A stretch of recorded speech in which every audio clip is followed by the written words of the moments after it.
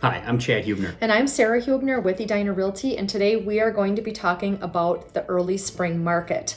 We are going to start with the month of March, and even though we are in the month of April, we're going to talk about March because March is the first full month, or the most recent full month of closed data that is available. The April numbers are still in process. So let's talk about March because this March was pretty significant.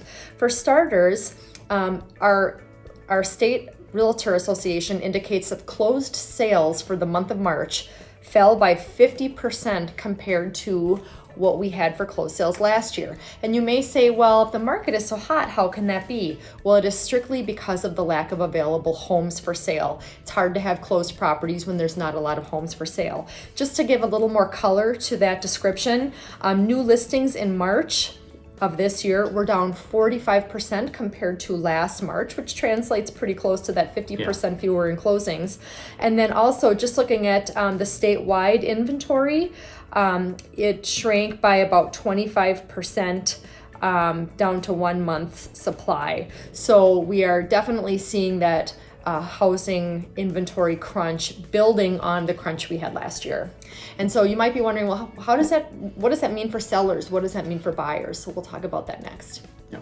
So one topic that we've been covering in our office for the last couple of weeks now is buying power, or a buyer's power in the market, and how it relates to obviously buyers, because if what you can afford goes down, that affects you greatly. And then how does that reflect on sellers, and what does that mean for sellers? So as the time we're shooting this video, rates are right around 5%, maybe a little bit higher, versus where they were about 2 months ago, just about 4%.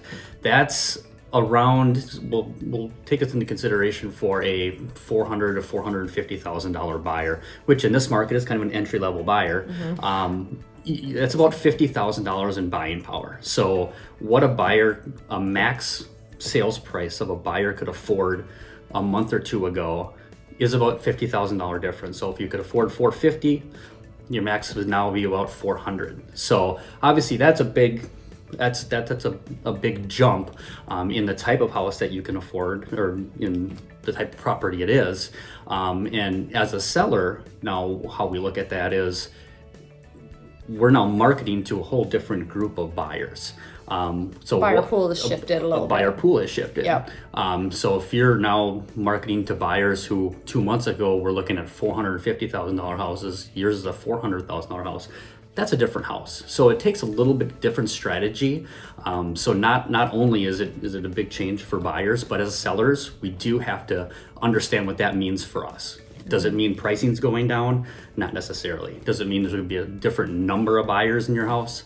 Not necessarily, but they're just going to be different. So that's something that we have to kind of keep our eye on. Yeah, think about. And right now the market and these interest rate shifts and the buyer pool shifts are very fluid, and especially coming into spring market, there's a lot going on, even with the shortage of inventory. So we are seeing some interesting offers coming through. We continue to, and some interesting ways that buyers are still trying to get the attention of a seller in competing situations, because those are still happening. So thank you for watching our video today. We hope that we have provided some insight into the current local market, and if we can answer any questions for you, please reach out at any time.